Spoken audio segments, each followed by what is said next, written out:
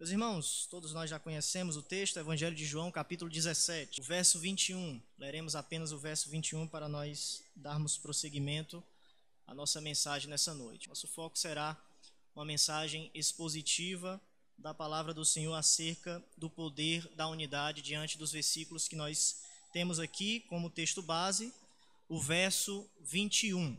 Então, João 17, versículo 21 nos diz assim: a fim de que todos sejam um, e como és tu, ó Pai, és em mim e eu em ti, também sejam eles em nós, para que o mundo creia que tu me enviastes. É importante nós percebermos alguns aspectos significativos. O capítulo 17 é um dos capítulos mais importantes das Escrituras, pois esse capítulo registra a oração mais extensa de Jesus. Nós estamos diante de uma oração de despedida e de uma oração que foca de fato a comunhão de Jesus com o Pai. Nós estamos diante de um relacionamento íntimo, saudável do nosso Senhor e Salvador Jesus Cristo. E muitas vezes essa oração mais extensa de Jesus é chamada, como é conhecido por todos nós, da oração sacerdotal, ou a oração intercessória de Jesus, ou, como muitos também gostam de denominar, a oração final de Jesus. Pois aqui é a oração, como eu falei, de despedida. Podemos dizer, é a última oração mediante ou ao redor dos discípulos, orando, pedindo que Deus abençoasse a vida deles e de todos aqueles que iriam crer. Portanto, nós temos aqui um vislumbre do coração de Jesus. Se quisermos aprender a orar, eu acredito que nós devemos não somente orar para a oração modelo, mas também para esta oração que nos revela um coração íntimo da comunhão de Jesus Cristo com o Pai.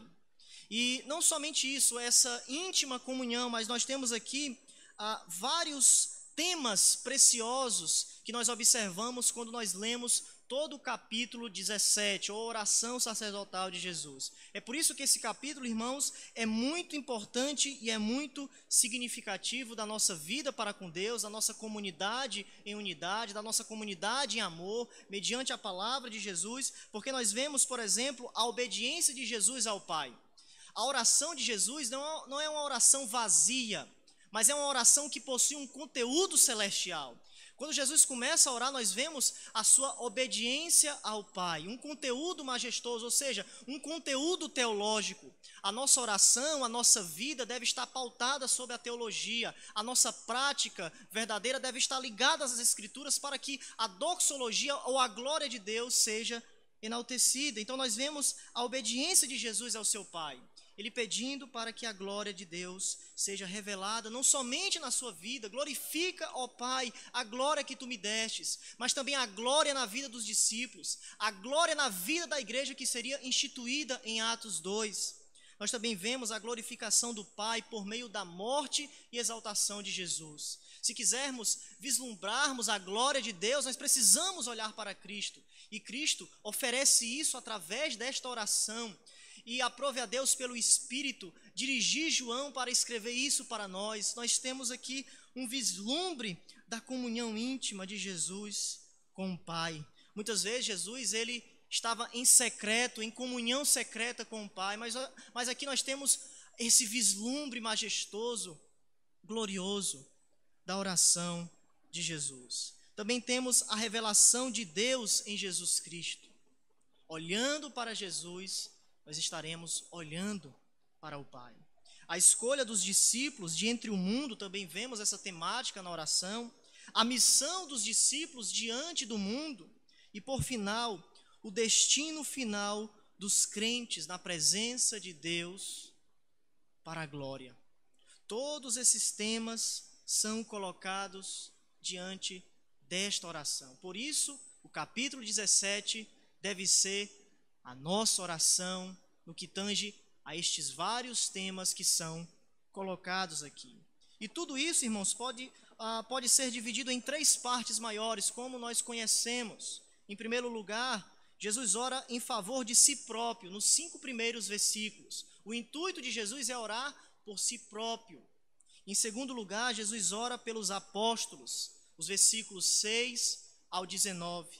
E por fim, Jesus ora por todos os discípulos futuros, ou seja, aqueles que iriam constituir a igreja, os versículos 20 ao 26. Então é importante que quando os irmãos estiverem observando essa exposição ou estiverem lendo esse versículo, o versículo 21 está inserido nesse contexto. Jesus, ele estava orando por mim e por você, por toda a igreja. Em segundo lugar, este capítulo também é importante ou significativo, porque aqui é um capítulo de transição, ou seja, marcando o fim do ministério terreno de Jesus e colocando diante de nós o ministério celestial ou intercessório de Cristo pelos crentes. Hebreus 7, 25 nos diz: por isso, também pode salvar totalmente os que por ele se aproximam de Deus, vivendo sempre para interceder por eles. Meus irmãos, Jesus, ele não somente intercedeu naquele momento de despedida no seu ministério terreno por mim e por você, mas Hebreus nos ensina o ministério sacerdotal de Cristo, que ele continua esse ministério de intercessão. Então, João capítulo 17, podemos dizer, é uma antecipação dessa oração do ministério celeste de Jesus Cristo. Em João 17, nós aprendemos que o ministério de Jesus não acabou. Não acabou. Jesus hoje continua trabalhando por mim e por você. E o seu trabalho hoje é interceder pela igreja de Novo Oriente, pelas igrejas espalhadas nessa terra. Uma oração que de fato é eficaz. Tudo foi consumado, mas nós devemos lembrar: a intercessão de Jesus jamais acabará. A intercessão de Jesus continua por nós a cada dia. Meus irmãos, o sempre vivo Cristo intercede pelos crentes. Intercede por mim e por você. E é por isso que nós jamais devemos descansar. Jamais devemos perder a confiança. Jamais devemos olhar para os nossos problemas em si mesmo e pensarmos que nós iremos se perder diante da caminhada. Não, meus irmãos. Os crentes não irão perecer, porque nós estamos atrelados, ligados à oração sacerdotal de Jesus. Saiba, meu amado irmão, hoje nós estamos aqui por causa desta oração. Não é por causa dos meus esforços eloquentes, não é por causa da minha intelectualidade, não é por causa que eu fiz isso ou fiz aquilo. Não, irmãos, nós somos pecadores e nós necessitamos de Jesus Cristo a cada dia, nós somos dependentes dele e nós estamos aqui em alegria, muitas vezes em tristeza por causa das tribulações, mas nós perseveramos, nós continuamos vendo a glória de Jesus por causa desta oração. A oração sacerdotal de Jesus. Tudo acontece em nossa vida, porque um dia Jesus disse no versículo 24, veja aí nas Escrituras, versículo 24: Pai, a minha vontade é que onde eu estou, estejam também comigo os que me deste, para que vejam, para que vejam a minha glória. A glória de Cristo sendo revelada, a glória de Deus sendo revelada nele. Então nós continuamos em Cristo, olhando para Deus, porque Jesus um dia disse: abençoa aquele irmão fulano, abençoa aquela irmã, ó Deus, eu te peço que a minha vontade seja concedida. O ministério sacerdotal de Cristo deve ser a beleza da nossa caminhada, olharmos e contemplarmos que Jesus, ele se preocupa com cada um de nós. Para que vejam a minha glória, a importância, veja, cristológica, a vontade de Jesus, porque me amaste antes da fundação do mundo, ou seja, nós estávamos nos pensamentos de Deus antes da criação, antes das coisas acontecerem. Deus já tinha um plano magnífico, através dos seus decretos. E Jesus, ele revela isso diante de nós. Portanto, irmãos, nós devemos ter essas duas perspectivas em mente quando lemos João 17. Nós não devemos jamais ler as Escrituras de uma maneira solta, sem um contexto imediato. A variedade desses temas, como eu coloquei, e o vislumbre do ministério intercessório de Cristo por nós deve ser o nosso foco quando nós estamos lendo esses versículos. E através disso nós estaremos, eu posso dizer, aptos a compreender todo o impacto do que Cristo disse nessa majestosa oração. As Escrituras, irmãos, devem nos impactar, deve causar algo em nós. É como dizia Jonathan Edwards, nós devemos ler as Escrituras contra nós mesmos. Muitas vezes nós lemos a história de Davi e muitos crentes falam: como é que um homem segundo o coração de Deus faz algo assim? Como é que pode? Como é que ele consegue fazer isso? Mas, irmãos, é a nossa história. Se você estivesse no lugar de Davi, você faria a mesma coisa. Quando nós olhamos para essas histórias de pecado, de pessoas caindo, nós devemos ter outro olhar diferente. Nós devemos ter o olhar da dependência. Ó Deus, não permita que o meu coração chegue a este ponto, porque eu tenho capacidade de fazer a mesma coisa. Então, meus irmãos, nós devemos ter isso em mente. A oração de Jesus aqui, irmãos, é uma oração de intensidade. Jesus a cada ponto está sendo intenso aqui. As palavras de Jesus crescem à medida do tempo. Cristo, irmãos, não faz aqui uma oração desapaixonada. Uma oração simplesmente dizendo: ó Pai, glorifica o teu Filho. Não, é uma oração que de fato prioriza as coisas do reino de Deus em seu coração. A palavra de Deus de fato faz sentido e por isso ele almeja estas coisas e ora com fervor espiritual. Então, irmãos, nós temos um fluxo de pensamento a partir dos versículos 20 ao 26. Em primeiro lugar, eu gostaria que os irmãos se concentrassem, prestem atenção aqui. Nos versículos 20 ao 23, nós temos essa oração terrena por sua igreja. É a união dos crentes que nós iremos focar aqui. O ponto aqui é a unidade. Jesus está orando aqui pelos crentes futuros, essa unidade ou o poder da unidade. O versículo 24 é a oração celestial pela glorificação definitiva da igreja. E os versículos 25 ao 26 é o voto eterno de Jesus por sua igreja. Então, irmãos, nós iremos focar nos versículos 20 ao 23, que é justamente o tema desta conferência, a união dos crentes. O que nós podemos aprender nesta oração terrena de Jesus, pedindo unidade pela vida dos crentes? Veja que o versículo 20 e 21 nos diz: não peço somente por estes, mas também por aqueles que vierem a crer em mim, por meio da palavra que eles falarem, a fim de que todos sejam um.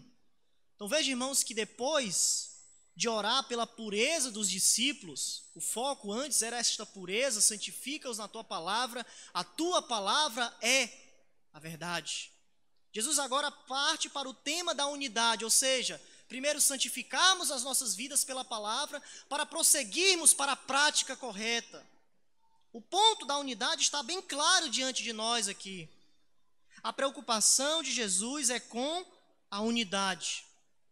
E esse tema da unidade, irmãos, não é novo aqui, quando Jesus está orando. Já foi colocado diante de nós, por exemplo, veja aí no capítulo 10 de João, capítulo 10, veja aí nas Escrituras, no versículo 16, capítulo 10, versículo 16, quando ele nos diz: ainda tenho outras ovelhas não deste aprisco, a mim me convém conduzi-las.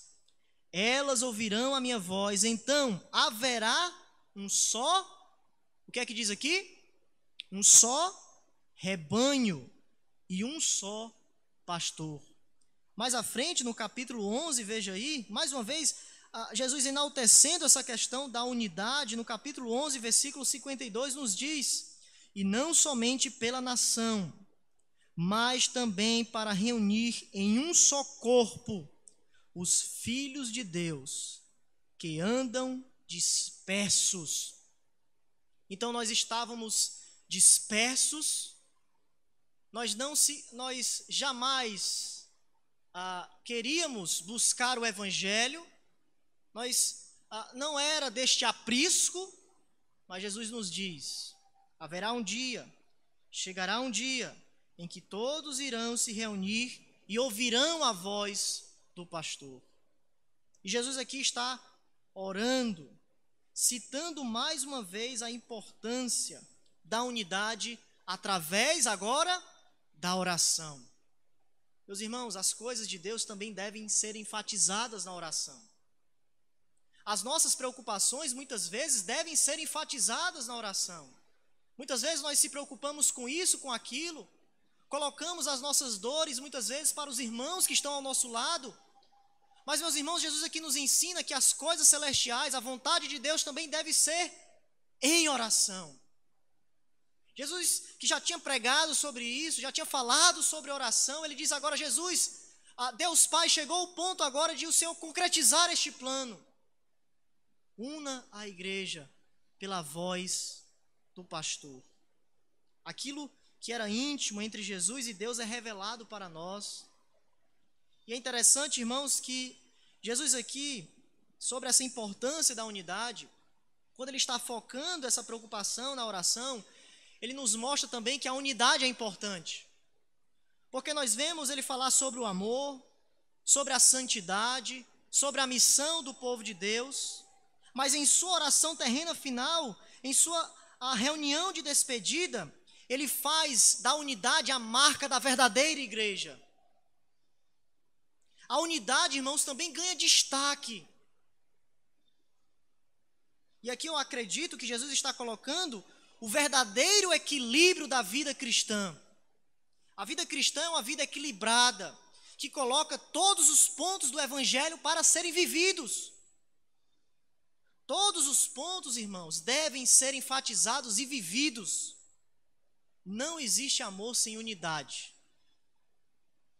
Não existe santidade sem amor. E não existe santidade sem unidade. Meus irmãos, a unidade também ganha um aspecto de transcendência. Logicamente, essa unidade que Cristo enfatizou também deve ser a nossa preocupação. Se Cristo orou por isso, meus irmãos, essa unidade, junto com o amor, junto com a santificação da palavra, deve dominar os nossos corações. Nós devemos ser dominados por esta unidade cristã. E nessa noite nós iremos focar 3 pontos aqui. Em primeiro lugar, nós iremos ver a natureza desta unidade. Será o nosso primeiro ponto nessa noite. A natureza dessa unidade. Jesus deixa bem explícito para nós. 3 vezes ele enfatiza sobre a unidade. Veja no versículo 21, na parte A. A fim de que todos sejam um, e como tu, ó Pai, estás em mim e eu em ti. Veja, aqui em primeiro lugar. Versículo 22, lá na parte B, para que sejam um como nós o somos, segunda vez. E em terceiro lugar, no versículo 23, na parte A, eu neles e tu em mim, a fim de que sejam aperfeiçoados na unidade. 3 vezes Jesus foca essa unidade. E o grande ponto, acredito, de todos esses versículos é que nós participamos da natureza divina. Nós participamos da natureza divina. Se os irmãos observarem Colossenses, vejam aí nas Escrituras, nós vamos ver alguns textos para corroborar essas verdades que nós estamos falando. Colossenses capítulo 2, os versículos 9 e 10, nós iremos perceber essa perspectiva, essa realidade da natureza divina, sobre essa verdade aqui. Colossenses 2, 9 nos diz: porquanto nele habita corporalmente toda a plenitude da divindade, versículo 10, também nele estáis aperfeiçoados. Ele é o cabeça de todo o principado e potestade. Então veja, irmãos, nele habita corporalmente toda a plenitude. Cristo é a visível expressão de Deus em sua encarnação. Em sua glorificação, Jesus é Deus na carne. Mas não somente isso. Colossenses continua e nos diz: também nele vocês receberam a plenitude. Ou seja, vocês estão completos. Nessa importante declaração, Paulo afirma que os crentes compartilham da mesma autoridade, do mesmo poder de Jesus. E o foco dele aqui é todo principado e potestade. Isso é em virtude ou em consequência da nossa união com Jesus. Quando nós estamos unidos a Cristo, nós agora fazemos parte da natureza divina. A plenitude divina está em Cristo e os crentes são aperfeiçoados nele. Nele. Portanto, tudo o que nós precisamos está em Jesus. O amor está em Jesus, a santidade está em Jesus, a comunhão dos santos está em Cristo. É olhando para Cristo que nós seremos aperfeiçoados, que nós iremos testificar para o mundo que de fato a nossa natureza foi mudada. Nós agora fazemos parte de uma nova criação, de uma nova vida, respirando a beleza do Evangelho. Meus irmãos, nós temos tudo que precisamos, porque agora nós participamos da vida trinitariana. E como tu, ó Pai, estás em mim e eu em ti. Veja que o modelo da nossa conduta, da nossa oração, do nosso amor, é a vida trinitariana. É esta plenitude, é esta beleza, é essa natureza. E Jesus está dizendo aqui que nós agora vamos andar nesta mesma novidade de vida. Cristo ora por uma unidade sobrenatural, não é uma unidade carnal. É uma unidade, irmãos, que é modelada, que é possibilitada por causa dessa unidade celestial trinitariana. E isso invadiu os nossos corações. A união dos crentes verdadeiramente só é possível porque os verdadeiros crentes estão unidos a Cristo Jesus. Nós fazemos parte de uma nova história, de uma nova trajetória. A nossa vida agora é uma vida onde Deus Pai está, onde o Deus Filho está e onde o Deus Espírito também está. E esse Deus Espírito habita em nossos corações. Ele nos dirige, ele testifica em nosso coração que somos filhos de Deus. Então veja, irmãos, que a sublimidade dessa unidade, muitas vezes nós focamos essa unidade uns com os outros, é importante, mas eu acredito que acima de tudo nós devemos focar essa unidade da natureza divina em nossos corações. Porque só assim, de fato, nós viveremos a vida celestial. Muitas vezes os crentes não conseguem viver esta vida celestial porque eles não compreendem ou não sabem a percepção de quem Deus é, de quem Cristo é, de quem o Santo Espírito é. Quando nós pecamos, ele se entristece. Então veja, irmãos, que isso muda toda a nossa cosmovisão de vida, a nossa conduta. E nós sabemos que quando nós estamos em divisão, quando nós contemplamos a Trindade, nós vemos que não existe divisão no que tange a um querer o seu propósito. Todos estão com um bem em comum para a glória de Deus Pai. Então veja, o foco é algo sublime, é algo teológico, é algo gigantesco. Isso foi revelado para nós. Nós vivemos isso. Então, irmãos, o grande ponto aqui sobre essa natureza, para vivermos uma unidade que glorifica a Deus, é nos aproximarmos de Cristo. Quanto mais nós nos aproximarmos de Cristo, mais estaremos unidos em amor e em santidade. Somente através disso virá a verdadeira alegria, ou a verdadeira unidade. Meus irmãos, o poder da unidade se encontra nisso. Cristo é a base dos nossos relacionamentos. O poder da unidade se encontra nisso. Cristo é a base dos nossos relacionamentos. 1 João, capítulo 1, verso 3 e 4, quando ele nos diz: o que temos visto e ouvido anunciamos também a vós outros, para que vós igualmente mantenhais comunhão conosco. Ora, a nossa comunhão é com o Pai e com o seu Filho Jesus Cristo.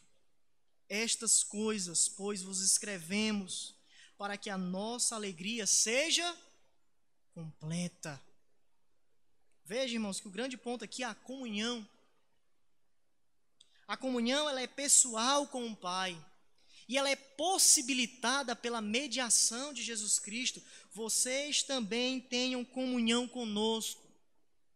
A nossa comunhão, irmãos, é cristocêntrica. Os nossos propósitos devem ser cristocêntricos. O nosso amor deve ser cristocêntrico. A nossa unidade deve ser, da mesma forma, cristocêntrica. Qualquer pessoa que entra num relacionamento com Cristo, o apóstolo João está focando isso, participa da natureza divina e possui a vida eterna. Por isso, irmãos, nós devemos se alegrar na comunhão dos santos.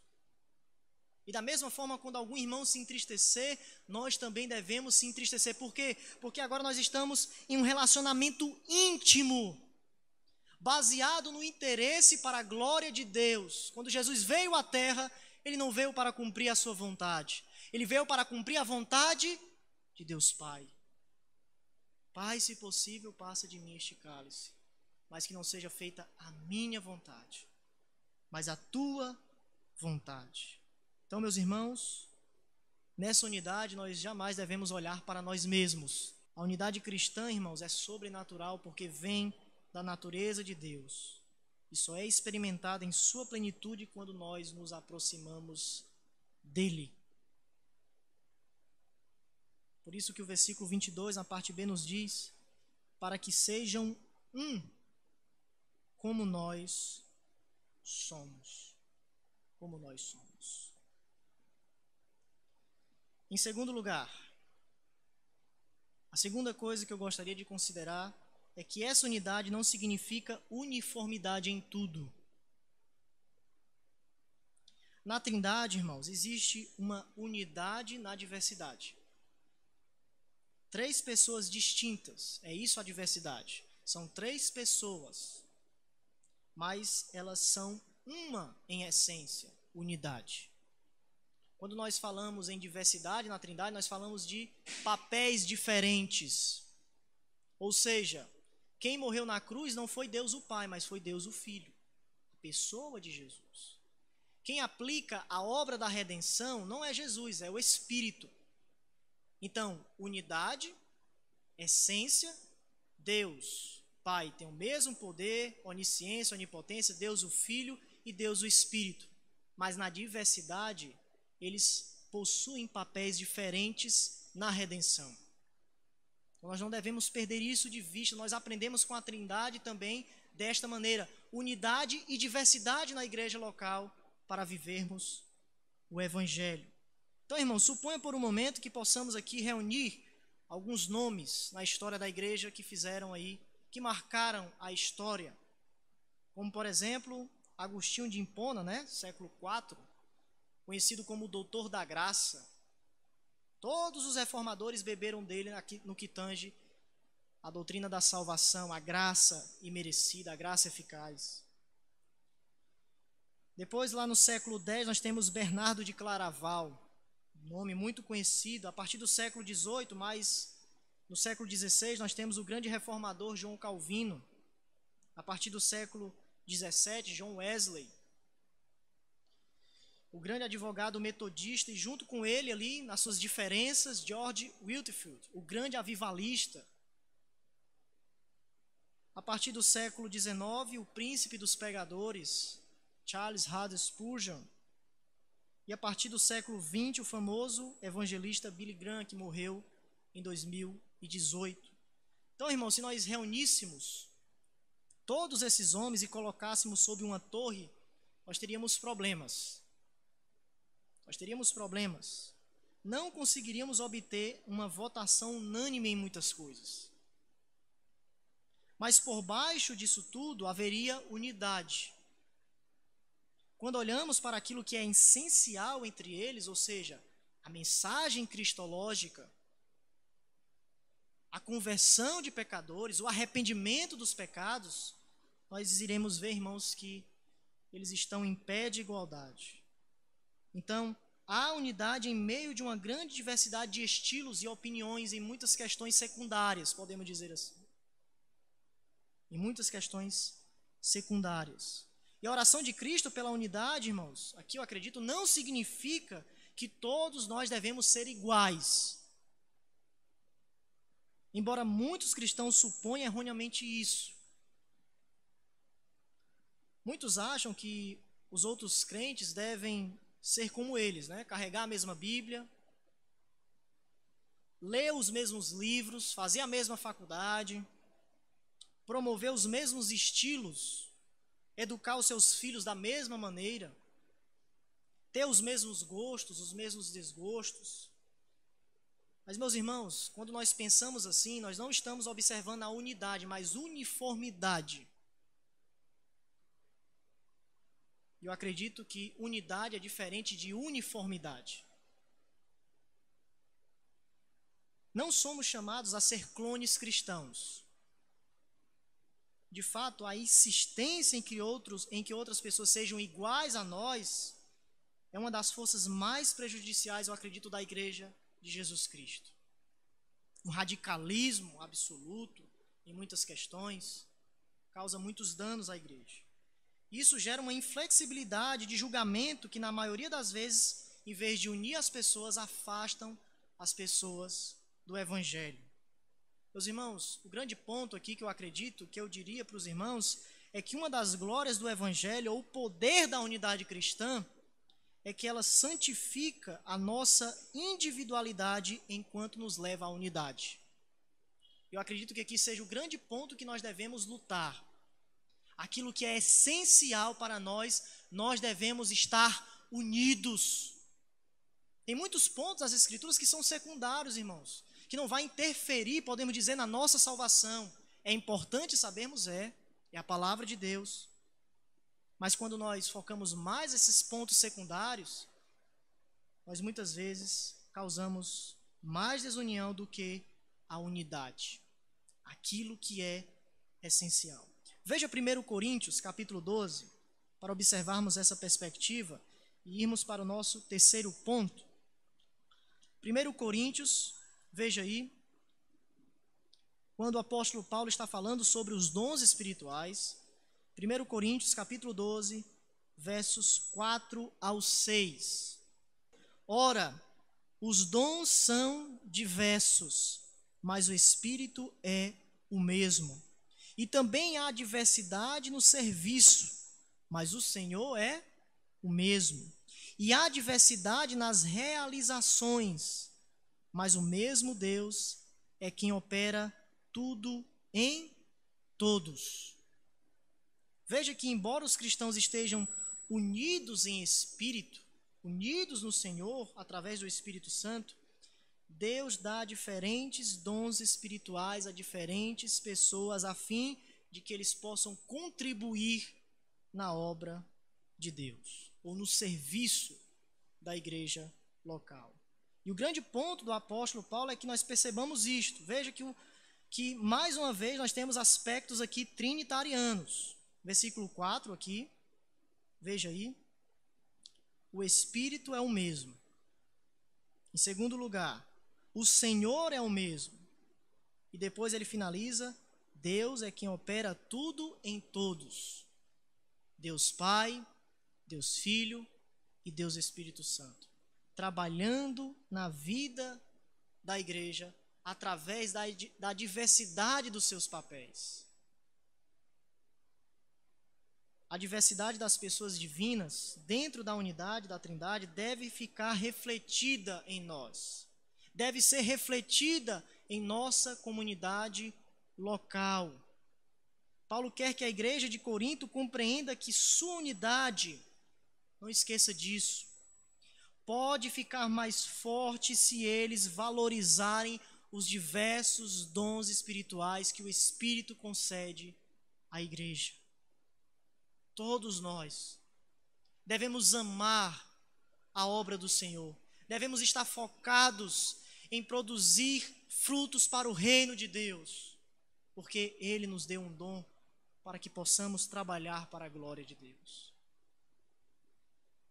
Em terceiro lugar, para nós finalizarmos, a terceira coisa que eu gostaria de considerar com os irmãos é o resultado dessa unidade.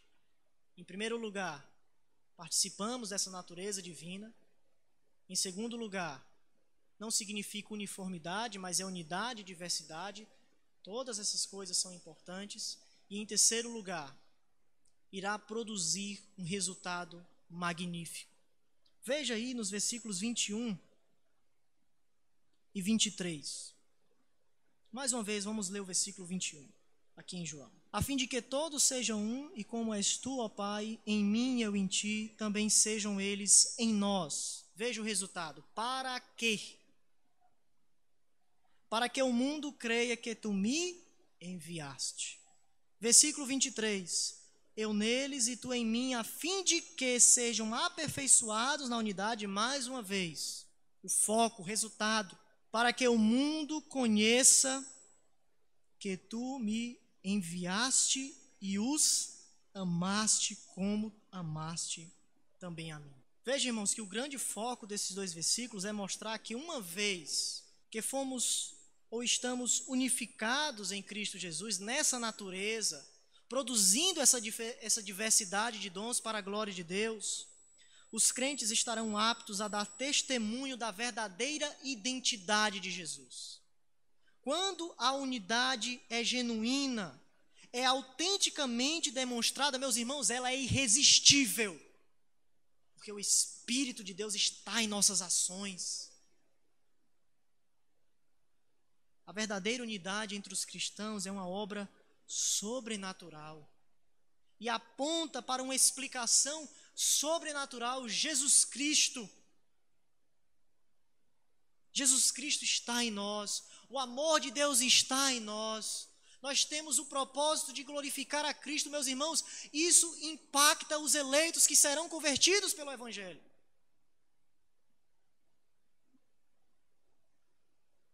Mais uma vez, o poder da unidade é demonstrada quando Cristo está operando em nós. Por essa unidade, alguns do mundo entenderão que os crentes são amados por Deus,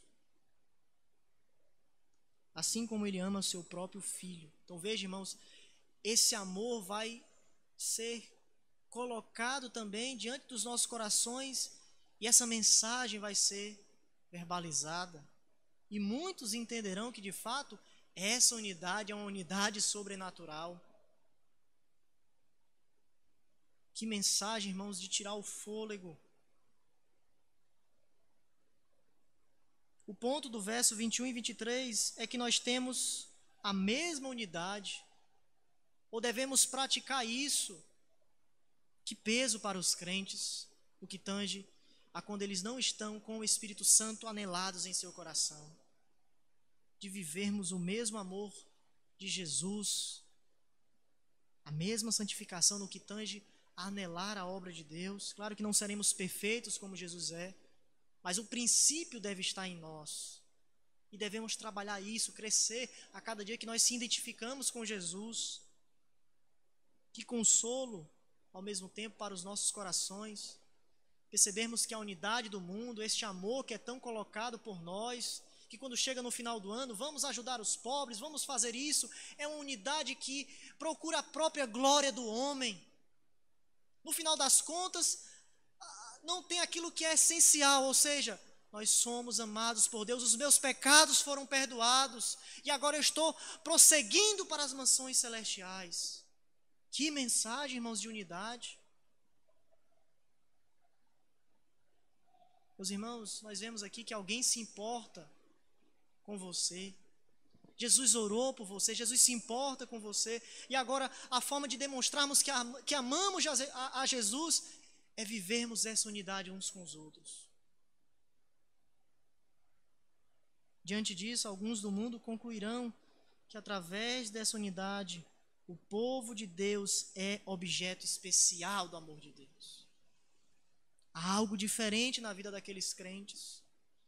Algo que de fato eu nunca tinha visto em outros locais. De fato, a unidade marca ou deve marcar a vida dos crentes. Um certo autor, Thomas Manton, disse o seguinte: as divisões nas igrejas geram ateísmo no mundo. Geram ateísmo. Porém, o inverso também é verdadeiro. A unidade na igreja constrói uma mensagem evangelística que Deus ama o seu povo e está com eles. Em vista disso, dificilmente há algo mais importante do que a oração de Cristo pela genuína unidade da igreja. Essa unidade é uma unidade na verdade, no Espírito. Meus irmãos, eu acredito que muitas vezes não há unidade porque muitos crentes não nasceram de novo. O Espírito não está lá. É frio. Ele está em busca mais da sua glória e não da glória de Cristo. Meus irmãos, o apóstolo Paulo diz para nós olharmos para nós mesmos, para sabermos se estamos na fé. Será se de fato nós anelamos amar uns aos outros? Estarmos na comunhão dos santos? Será que nesse momento de pandemia você almejava estar aqui?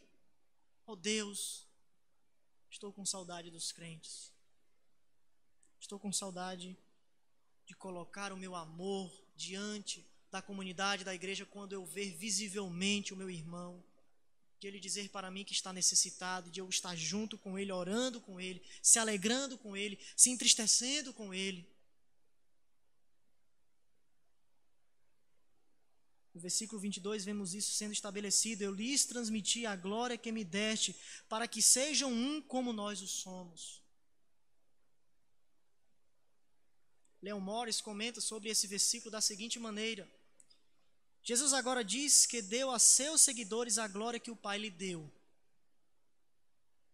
Isto é, assim como a verdadeira glória era seguir o caminho do serviço humilde, que culminava na cruz, assim para eles a verdadeira glória está no caminho do serviço humilde para onde quer que fossem. Meus irmãos, a unidade neste mundo só será promovida através do serviço humilde, da obediência à palavra de Deus em submissão. Filipenses capítulo 2, veja aí. A escravidão de Jesus, o serviço por excelência é colocado diante de nós. Um dos temas mais magníficos de Filipenses, a humildade de Cristo. No capítulo 2, no versículo 3, ele diz: nada façais por partidarismo ou vanglória, mas por humildade, considerando cada um os outros superiores a si mesmo. Não tenha cada um em vista o que é profundamente ou propriamente seu, senão também cada qual o que é dos outros. Veja no versículo 5: tendo em vós o mesmo sentimento que houve também em Cristo Jesus. O apóstolo Paulo nos ensina a termos essa atitude gloriosa. As perguntas retóricas dos versículos 1, 1 e 2 aqui, se há, pois, alguma exortação em Cristo, alguma consolação de amor, alguma comunhão do Espírito, se há entranhados afetos e misericórdias, requerem, irmão, uma resposta positiva, porque ele está escrevendo para crentes. Quando o crente é exortado, ele recebe a exortação. Aqueles que têm uma experiência real com Cristo devem viver em comunhão, harmonia e amor.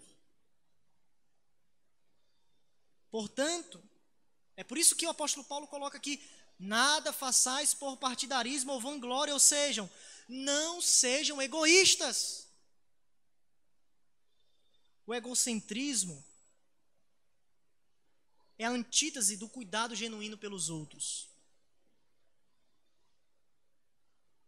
Os filipenses são encorajados a viver em Cristo e no Espírito em unidade, a consolação, a comunhão do Espírito, o profundo afeto, o sentimento de compaixão são realidades em Cristo.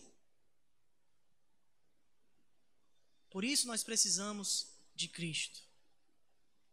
Por isso nós precisamos do Espírito aplicando essas verdades em nosso coração.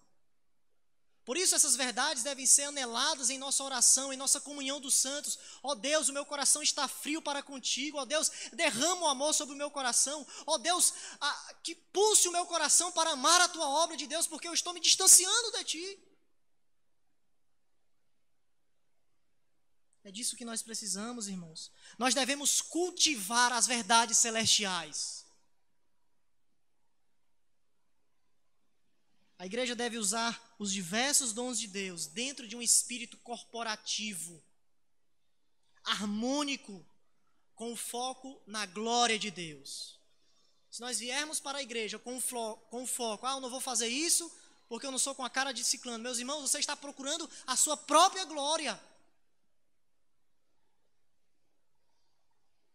Eu acho que todo crente deveria olhar menos para os defeitos e olhar para Cristo na vida das pessoas. Será se Cristo não fez nada na vida do meu irmão? Claro que, irmãos, todos nós precisamos ser trabalhados. Mas muitas vezes nós precisamos olhar para aquilo que é essencial.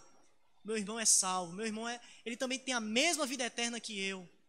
Então, Deus, eu oro pela sua vida, que possamos trabalhar juntos nessa diversidade e esses aspectos serem redentivos para a tua glória. Para concluirmos, nós aprendemos, irmãos, que a oração de Jesus por sua igreja busca a unidade. A unidade, na verdade, apostólica. Uma unidade com a igreja apostólica é também uma unidade espiritual. Promovida, irmãos, não esqueça disso, por nossa caminhada com Deus. Quando buscamos as alturas dessas motivações para adquirirmos maturidade. É também uma unidade na terra entre os irmãos e irmãs, uma unidade que vem através desse serviço humilde, não egoísta, não por partidarismo, mas para a glória de Deus. Vale ressaltar, irmãos, que essa unidade não acontece de maneira automática. Não é algo fácil, muitas vezes, mas é algo que precisa ser trabalhado. E nós temos aquilo que o mundo não tem, o Espírito de Deus. Porém, não devemos esquecer, acima de tudo, de crescermos em nossos relacionamentos em Cristo. Estarmos ligados a Cristo, pois só assim teremos capacidade de produzir uma unidade sobrenatural, pois estamos vivendo uma vida trinitariana. Que possamos viver essa unidade de maneira sobrenatural e que o mundo possa ver as nossas obras e glorificar ao Pai que está nos céus. Amém?